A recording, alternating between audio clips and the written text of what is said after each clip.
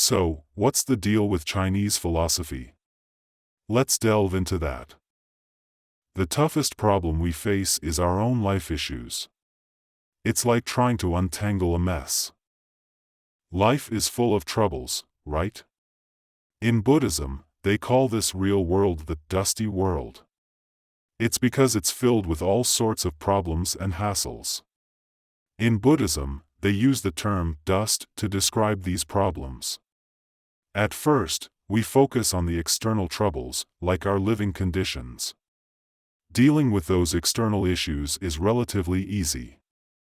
As civilization advances, we gain experience and knowledge that helps us make our external environment more suitable for survival. It's a problem we can solve. But the real challenge lies within ourselves. It's the internal troubles that are the trickiest to handle. What do we mean by internal troubles? It's all about finding peace in our own minds. Now, let's talk about the mind.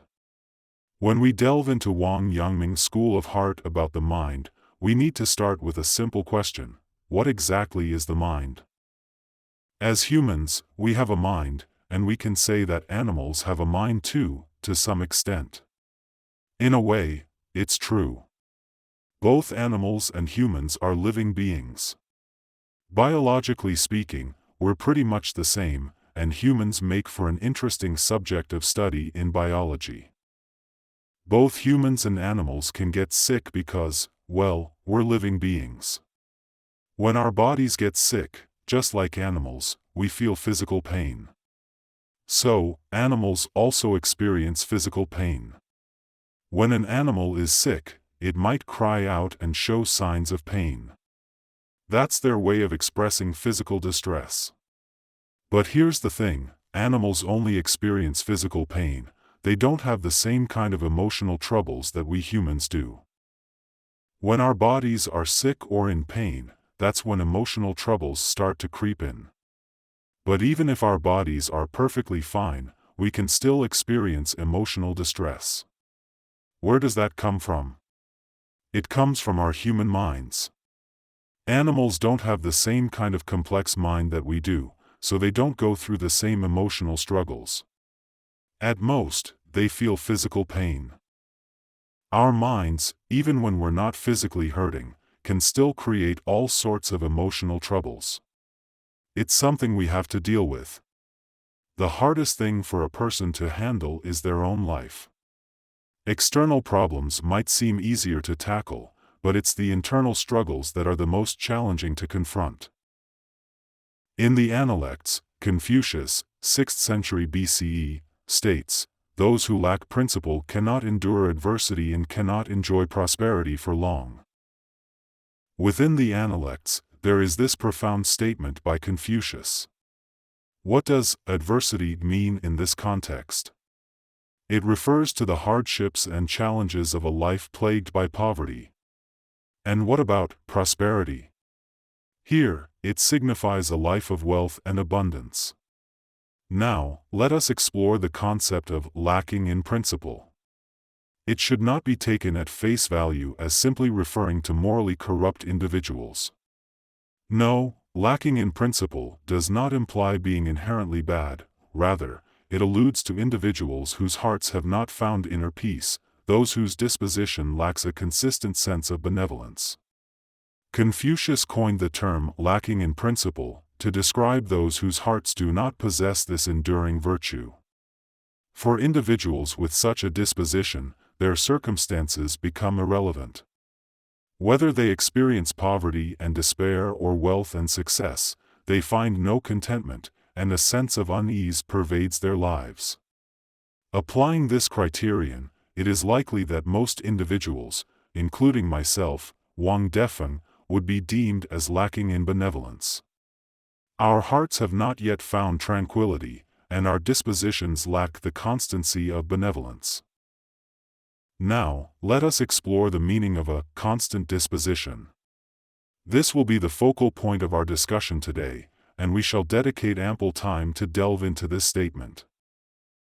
When Chinese philosophy started to take shape, it faced a big challenge. Confucius was the dude who started Confucianism. From the Xia, Shang, and Zhou dynasties to the crazy final years of the Eastern Zhou Dynasty, everything was a mess. Rituals fell apart, people's heart collapsed, and the Zhou dynasty's royal power was basically useless. More than 100 feudal states were constantly at war, and it was a bloodbath. Our country went through a ton of pain during this period, and humanity had to suffer in order to learn some truths. That's when we saw the early philosophers stepping up, like Confucius and Laozi, 6th century BCE. They were part of the 100 schools of thought gang, always having intense debates and discussions.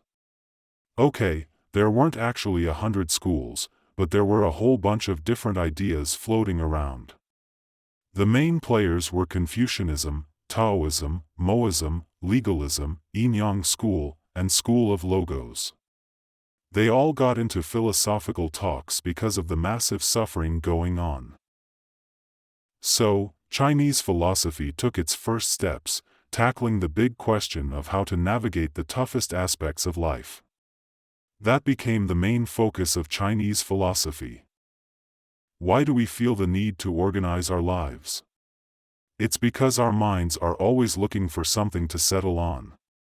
But why does our mind need to settle? What is that troubled feeling that can arise? It's the never-ending nature of our own thoughts.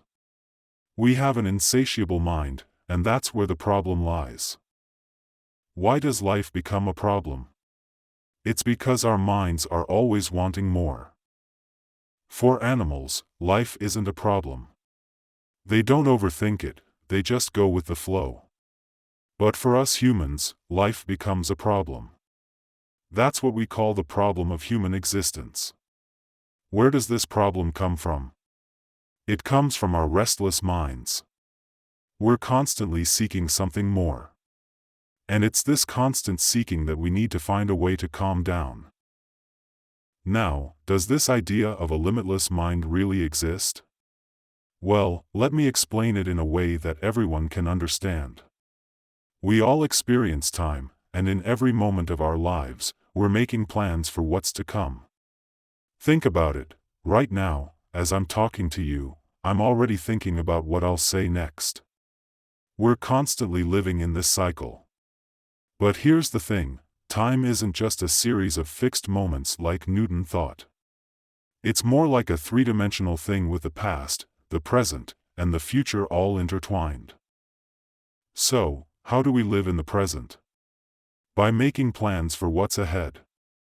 But here's the catch, the future isn't actually real yet. It's just a possibility, a blank canvas waiting to be filled. Yet, we're already making plans for that non-existent future. What does this tell us? It tells us that our minds have no limits. We can imagine beyond what's right in front of us and envision a future that doesn't yet exist.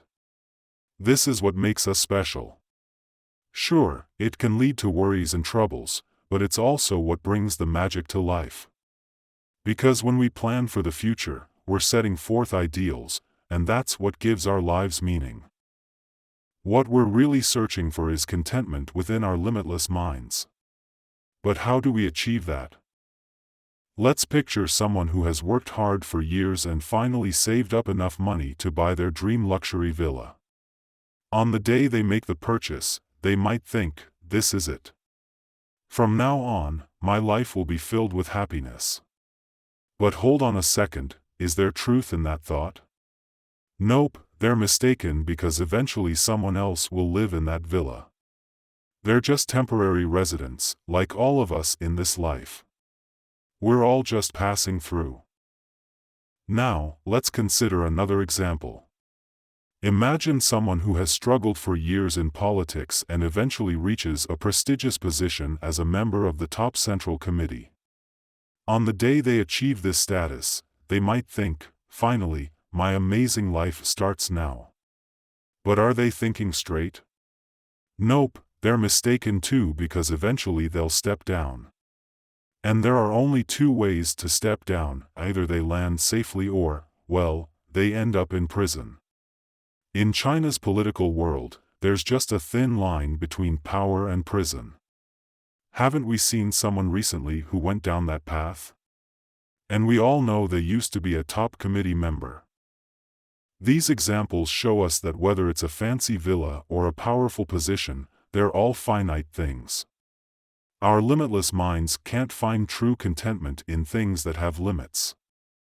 So, if we look around in the real world, can we find anything that's truly infinite? Nope, everything we see and experience is limited. So, here's the deal. The limitless mind we want to settle down can't be confined within the limits of the real world. That's because everything in the real world has its limits. And you know what that leads to? It leads to a logical conclusion. How can we find peace for our limitless minds, you ask? Well, the first step is to rise above the ordinary world. What's that called? It's called transcending worldly existence.